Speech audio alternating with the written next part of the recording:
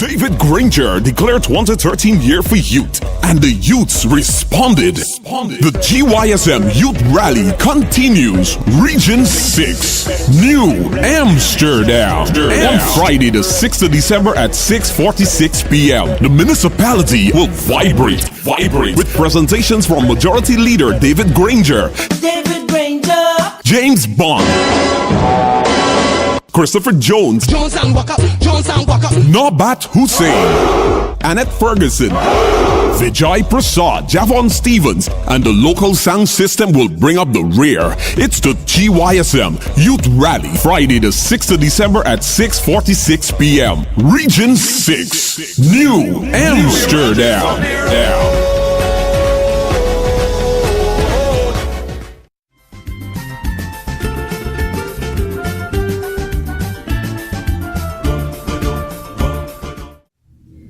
Welcome to this edition of The Public Interest. I'm Malika Ramsey. Thanks for joining us again this week. On this week's program, we focus on solid waste management. As we quickly approach the Christmas season, we're likely to see much more garbage building up across our nation, and that is very, very unhealthy. It's very hazardous. Of course, as usual, to talk about APNU's position regarding solid waste management with me is Leader of the People's National Congress Reform and Leader of the Opposition, Brigadier the Honorable David Granger. Welcome back, sir. Thank you very much, Malika. First of all, Mr. Granger, I know Partnership for National Unity has some ideas and some pointers to give the government regarding managing solid waste. But first off, I'd like to talk about the citizens. What can our citizens do a little bit more so that we can have a proper handle on solid waste management in our country? Well, I regard the citizens as being part of a complex solution. I don't think the citizens can do much on their own. Many people think that the citizens drop litter and they cause the problem, but sometimes the problems are caused by the big companies, the corporations. Sometimes they're caused by structural or institutional factors in society. So the citizens are part. To answer your question, there's a lot they can do, but I would like to put the conversation in the framework, in the context of a national plan. I do believe that the government has to take the lead. I think the government has to examine what has been happening in the country, because this is a worldwide phenomenon, and we are part of a changing society. When I was growing up, perhaps people ate fresh foods, a lot of vegetables, a lot of fruit, and much of that waste could have been, buried or dissolved or fed to the animals. But nowadays, people eat a lot of fast foods. They use a lot of plastics, a lot of styrofoam, polystyrene. They go to a party, there are a lot of plastic chairs. They go to the restaurant, the food boxes are not degradable. People go to the seawall, they go on a picnic and they use a lot of plastic water bottles. So the consumption patterns have changed. Children now, babies, have these. In the past, people would use napkins which were cleaned and washed and reused. But there's a huge garbage problem. And the citizens are maybe only at the end of the chain. The problem might begin with the importers. People bringing in the bottles and the plastics and the plastic chairs in the first place. The problem may rest with the government, which does not provide incentives for recycling. When I was in the Defense Force, for example, we had a farm at the Garden of Eden, and pig dung was collected, and other forms of dung, animal dung, and put in a biodigester, and we produced methane gas, which the soldiers used to cook the food. And so that is one way of making use of waste. And other forms of waste, decaying vegetation could be used as fertilizers. So the government has a role to play. The corporations have a role to play. Citizens have a role to play. And the municipal governments have a role to play, the city councils and the town councils and so on. So I would say the citizens have to be educated to cooperate with the other parts of the society to bring about a change in the garbage problem. All right. Sorry, it's a long-winded answer. It's fine, and it's very interesting because there's a lot that I can get out of it. But before I even continue along the line of the citizens, you did mention government and big companies. Now, recently, there was an announcement that there will be, from I think it's in 2014, a ban on styrofoam. How much contribution do you think that could make to us, as a people, as a nation, managing solid waste? It is necessary, but it is not sufficient. Solid waste is much wider. The styrofoam and certain plastics are one part of the problem, but we have embarked on a new lifestyle of throwaway. In the past, let me tell you, if you bought a tin of evaporated milk, people would keep that tin and use it as a cup, a drinking cup, or a measuring cup. If you bought a bottle of rum, people use that bottle for kazrip or for water in the refrigerators or for making keeping morbi or something like that. Very little was thrown away. And people were very self-reliant, even when you look at the way the homes were run. I've seen children at school, even at Queen's College, with shirts made out of flour bags. They were washed and bleached and cleaned and stitched and made. People didn't waste that much because they were poor. But now we have a throwaway culture. As I said, babies are accustomed to throw away napkins. Most of the toys, you get a toy in December, by January it's broken. It can't be fixed.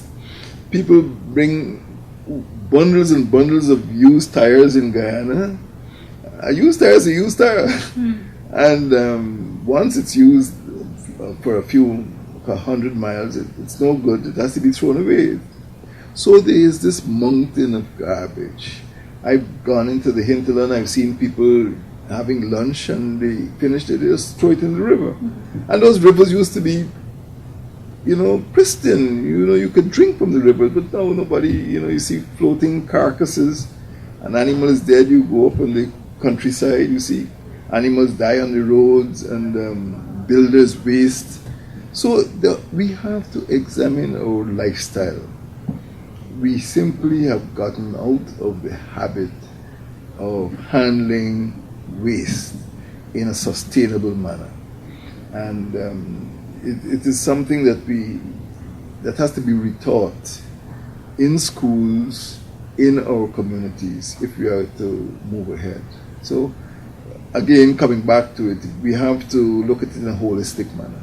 I'm going to come back to the reteaching and the rivers and drains in a bit. Before I do that, I've read somewhere that it's being said that developing countries seem to be unable to manage waste, and that by 2025 we'll see an increase in garbage. Now, to put that in Guyana's context, we already have so many problems in terms of managing so many different sectors in Guyana. The main sector is the security sector because people are not safe.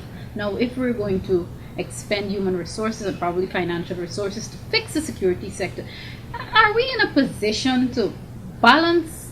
Well, I shouldn't even say both things, because like I said, we have other areas like public works, areas that are in serious trouble. Do we have the money, the time, the expertise to fix all of these things at one time? Well, the waste is inevitable. So let us accept that waste will increase. Our approach in APNU should be, how do we deal with more rubbish? And we have to look at ways, for example, of recycling. I think if you go through the city, you'll see people, digging stuff out of rubbish bins. They're looking for plastics, they're looking for glass, they're looking for things which could be salvaged. We have to look at reusing items. So, for example, if you come into a conference, instead of using styrofoam cups or plastic cups, use glasses. When you finish, wash the glass and use it again.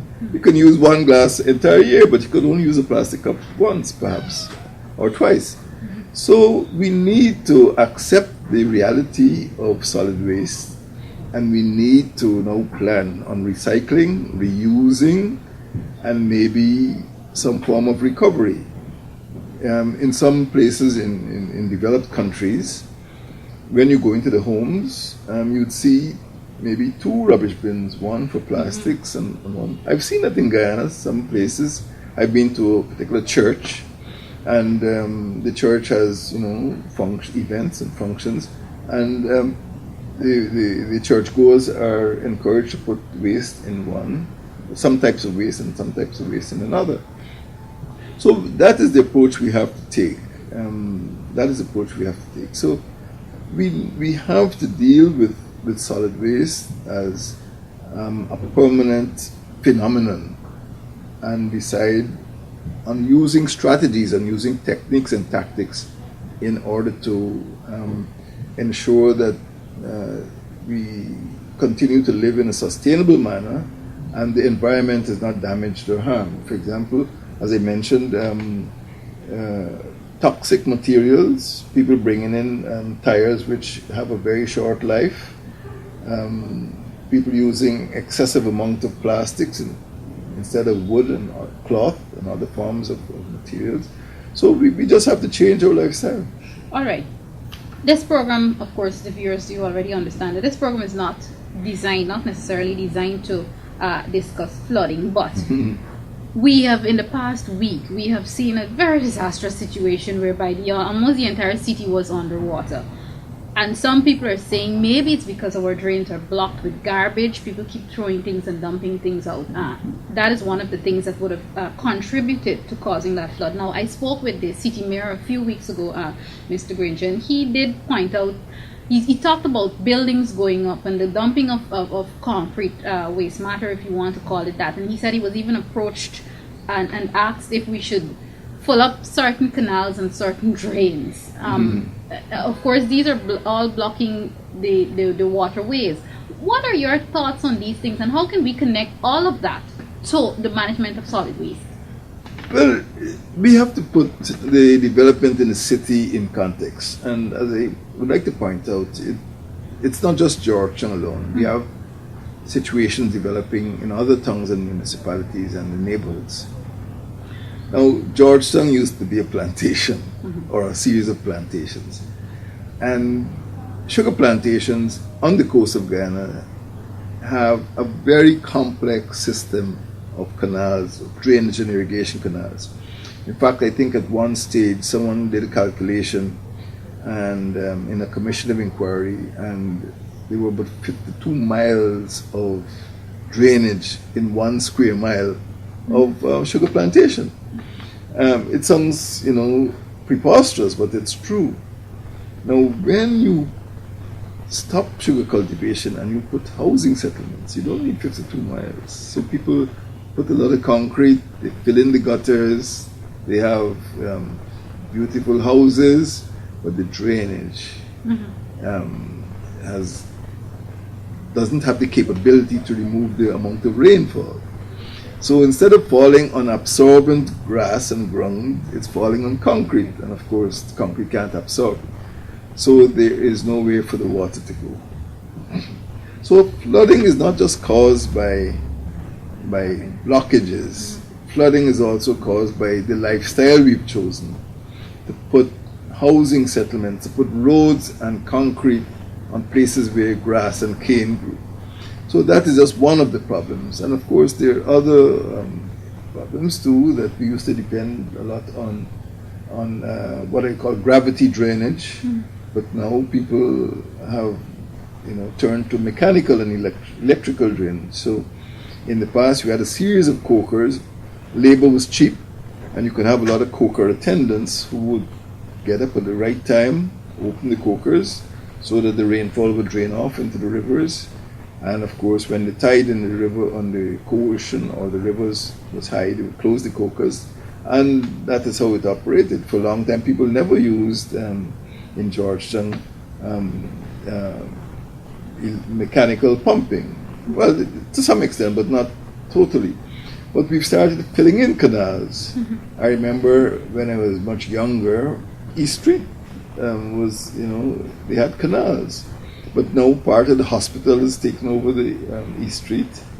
and a car park is on the other. So where water used to be, now you have a car park and you have the emergency ward. So there's been a lot of crazy development which has changed the way the environment could respond to climate change, but we have not changed climate. So to answer these questions, I think we have to look at a wider pattern of what has happened in Guyana, and in addition to bringing in new non-biodegradable materials, plastics and styrofoam and so on, we also have chosen a style of living which calls for more concrete, which calls for more buildings, which calls for, doing away with the old canal and drainage structure that we used to have. You did say earlier that the garbage pile up in terms of managing waste is not only a problem in the city, but I am and of course you could correct me if I'm wrong, but I'm inclined to believe that this situation is more disastrous in the city. Do you believe that this could probably force citizens, whether it be residents or business persons, to probably go and take up a different lifestyle in the rural communities? Could that possibly happen?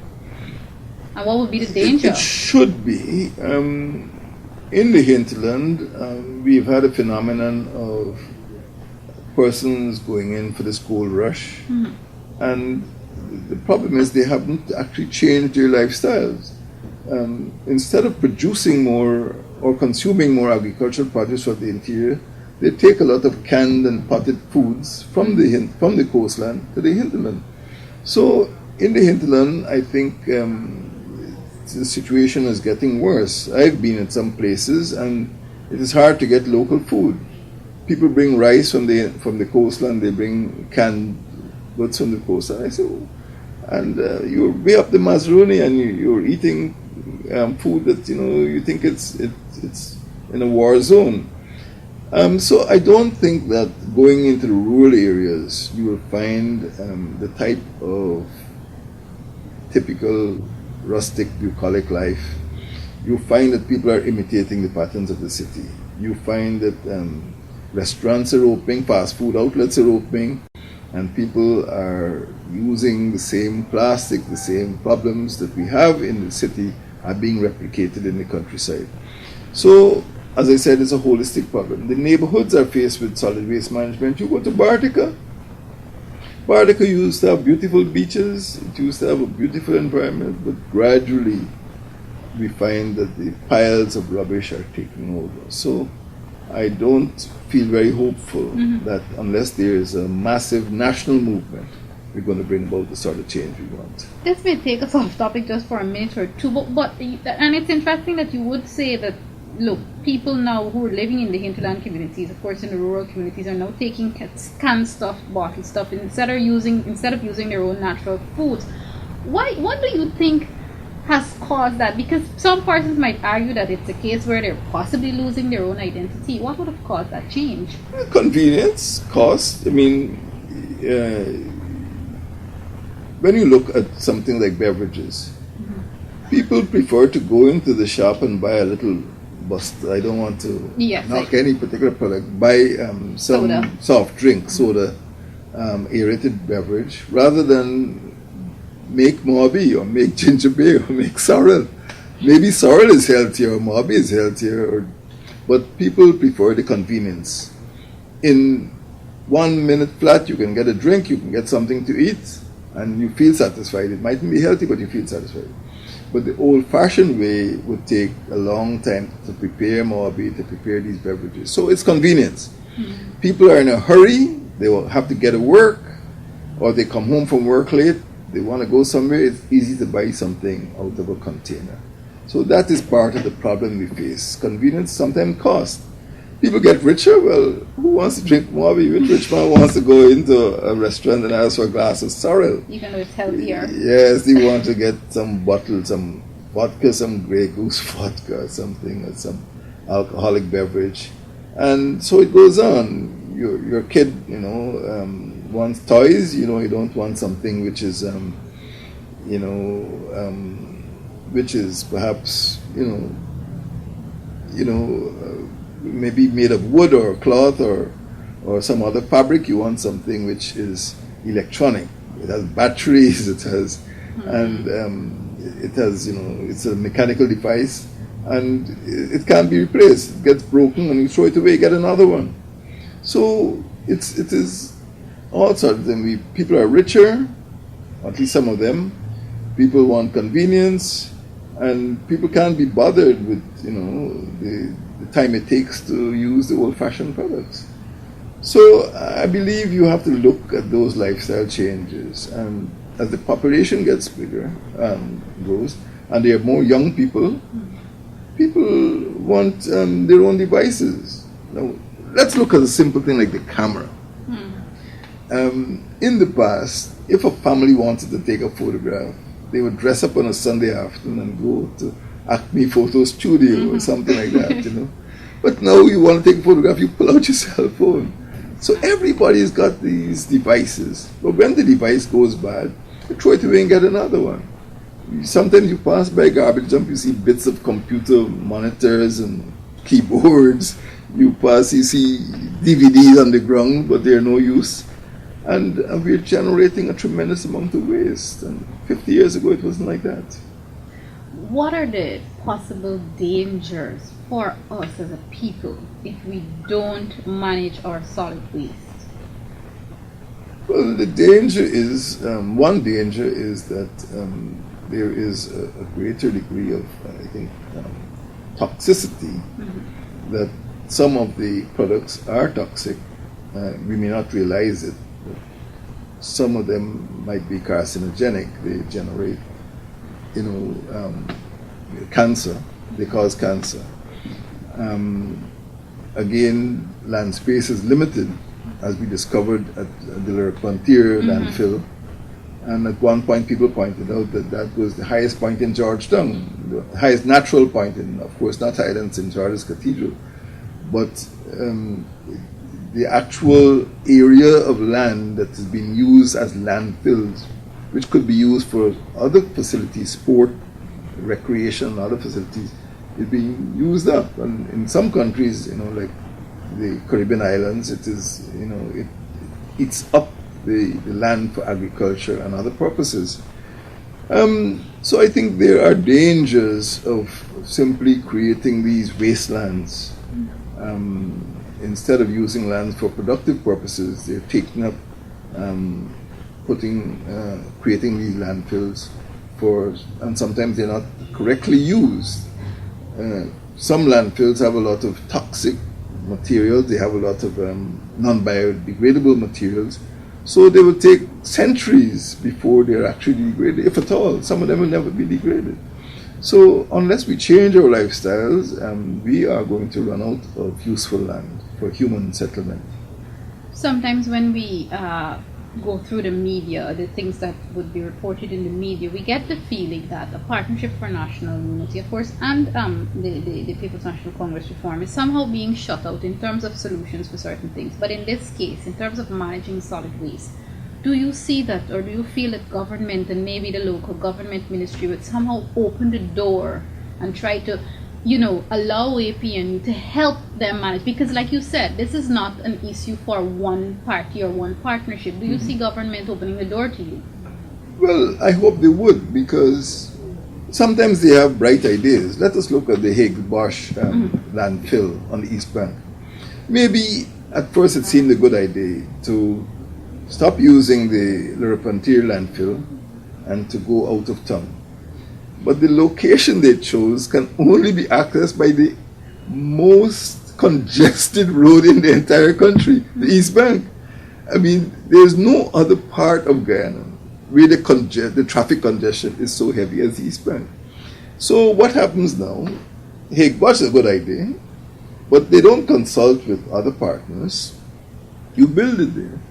But for vehicles to access that route, 6 kilometers out of the city, you find that vehicles take a very long time. So the turnaround time is longer.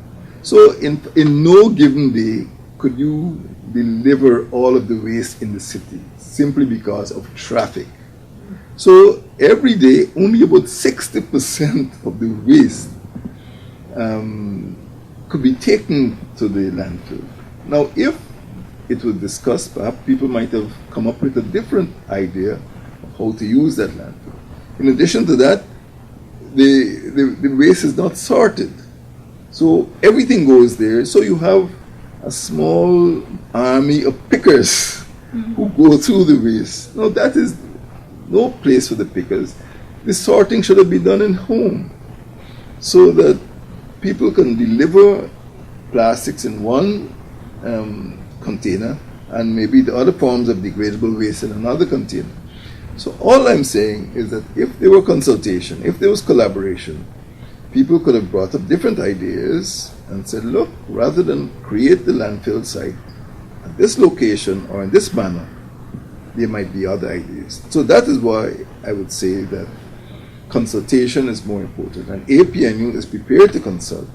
So even though the government may have bright ideas, sometimes when you discuss those ideas with other partners, you would moderate your views and produce a solution, produce an outcome which is much more acceptable, which is longer lasting, and which satisfies more people. All right, two quick, very important matters before we have to bring the curtains down on this edition. As we approach Christmas, sir, I mean, yes, we know that not only solid waste management, no problem can be solved overnight, but I mean, we're almost in December. By the time this program hits the airwaves, we'll be in December.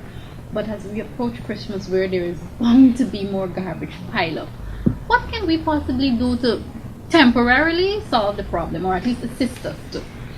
Well, part of it is education, and I think this is the first question you raise. It comes down to the businessman, to the business place, it comes down to the citizen, it comes down to the consumer.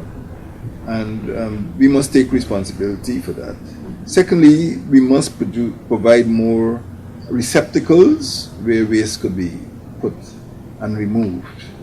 Third, we must work together. We must not seek to use events like the catastrophe on Wednesday to blame a political party, when of course there are other people who are involved, and we can work together to bring those, to get solutions to these problems. So what I would say is that as Christmas approaches, let us put bins out there, let us instruct people to put their waste in bins, and let us consciously try to work together so that we don't end up blaming one another, but we end up working together to solve the garbage problem. All of us will be affected if this country is overrun by garbage, and this is what is happening at present. Finally, sir, the long-term solution, and I'm looking at it from the angle of money. Where do we get the money from to manage solid waste? The question is, it is more expensive to do what we're doing now than to manage it properly. Okay. If we had the intelligence and if we had a plan, we will find that managing solid waste can be the cheaper outcome. For example, recycling, reusing, and restricting the importation of some harmful products could be in the long run cheaper than what we're doing now. What we're doing now is expensive. It will cause disease, it will cause environmental hazard, as we discovered on Wednesday, and we will continue to discover until we learn to respect our environment and manage our waste properly. Thank you very much, sir. This has been another edition of The Public Interest. Of course, we were discussing something very, very important, solid waste management in our nation. Of course, I was with leader of the People's National Congress Reform and leader of the opposition, Brigadier the Honorable David Granger. I am Malika Ramsey. Thanks for watching. David Granger declared 2013 year for youth, and the youths responded. The GYSM Youth Rally continues. Region 6, New Amsterdam. On Friday the 6th of December at 6:46 p.m. The municipality will vibrate with presentations from Majority Leader David Granger, James Bond,